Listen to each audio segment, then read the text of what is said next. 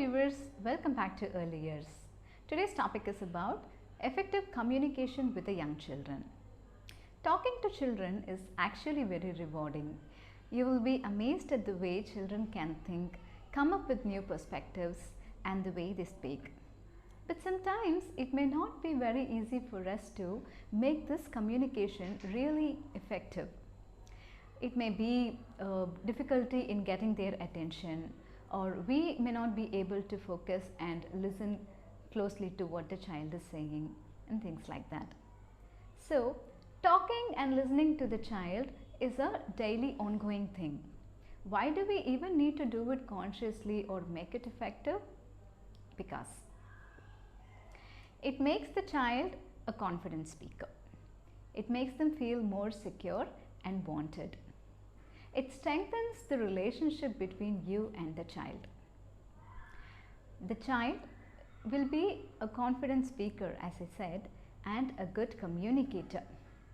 Definitely, communication is a very needed skill, right? They should be able to express themselves well. At the same time, they should also be able to understand what others are saying, right? So, for all these skills, we need to focus on making the communication effective. Now, let me explain you some of the points to make the communication effective, some of the ways to do this communication effectively. Do the communication effectively or consciously irrespective of the child's age. When you are talking to a baby, maintain a distance close to the baby. Like if it is a very small child, like up to 3 to 4 months of age, the child's vision will be blurred. They can focus on objects only at a distance of 8 to 15 inches away from their face. So stay closer to the child, maintain that distance, and speak with ups and downs in your voices. Speak in a comfortable tone, to get the baby's attention. Next, when you are talking to a toddler, the toddler is more of an observer. They try to focus on the words that you're using. So speak softly, speak slowly. Do not use long sentences because it may be difficult for them to follow the directions. So keep shorter sentences and give them directions to follow.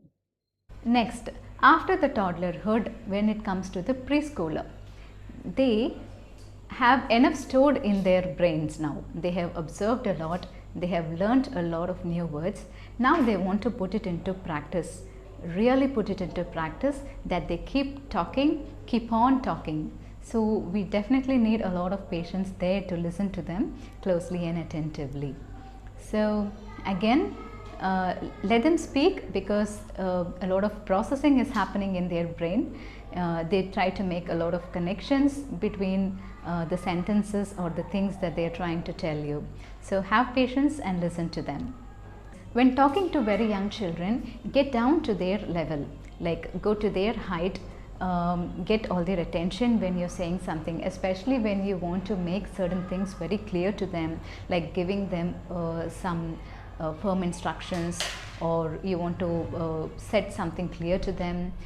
First try to get their attention, like make the eye contact, get their attention, and then pass on the information that you want them to listen closely. Let us look at some of the common things that put off this effective communication.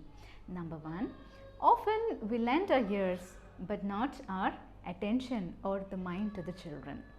We say like, go on, I'm listening to you, but we really do not focus on what the child is saying. We will be thinking about our work or what next to be done or something else in our mind. And then the child puts a question to you and you'll be like, sorry, what was it? Can you tell me again? I'm sorry. This will put off the child so badly, and it is definitely upsetting for them. Number two, address the child's emotion. When they are angry or when they are happy or they are sad about something and they want to share it to you, do not give them advice or do not put them off. Listen to them and address the emotion rightly. For example, when the child says that the new teacher was very rude to me, I was late only by a minute and she wanted me to go out. there it is better to say, like, understand the child's emotion and say it in way like, oh, I see that you were really upset, you were so eager to meet your new teacher and things like that, instead of saying it is your mistake, you should have gone on time. You know, it is going to aggravate the emotion more of the child, right? So later you can tell them that, you know, maybe like being a little bit on time may help you, things like that. Avoid negative things like blaming the child for something, or being really loud at them, or comparing the children to somebody else, like passing sarcastic comments when they say something. You know, avoid things like that. Another common thing that happens is we try to correct the child when they are speaking at once, or we try to precede them when they are trying to say something. Sometimes the children, the processing will be like, it may take a little more time for them to connect things, as I said earlier, or they may be thinking about what to say next, and that is the time we lose our patience and we'll be like, oh, this is what you want to say, are you trying to say this? You know, that puts them off badly. So do not do that. And shaming the child, especially in front of others. I know you always do this, I know you're not good at that. You know, things like that. Shaming them is also not going to make things really effective between you and your child. Okay, now let us look at some of the ways that you could really help with this effective communication. First thing, set a schedule, like every day make time, put conscious effort and make time to talk to your child. Make them understand that you really enjoy talking to them or listening to them. Next is, speak in a positive tone, in a good tone. Try not to displace your bad mood or anger on the children.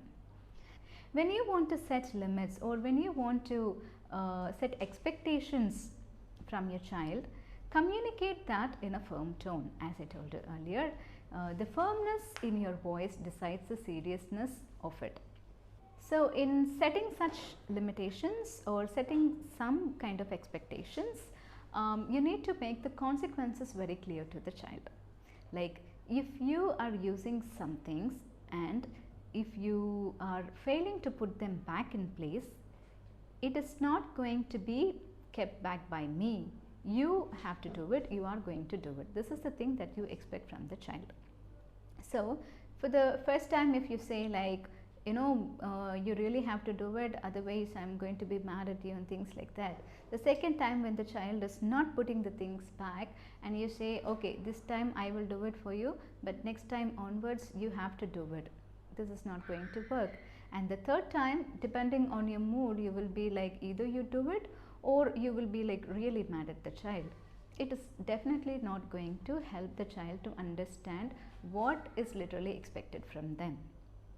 Okay, so the consequences need to be clear and it need to be followed accordingly every time. Respond using words like, oh, I see, I understand, I see how excited you are about it, that's fantastic. You know, according to the mood of the child or the emotion of the child, respond using words like that. It will definitely make the conversation much healthier between you and the child, and the communication is going to be effective. I hope these tips will help you. Thank you very much for spending your quality time in listening to me. Thanks for watching. Bye.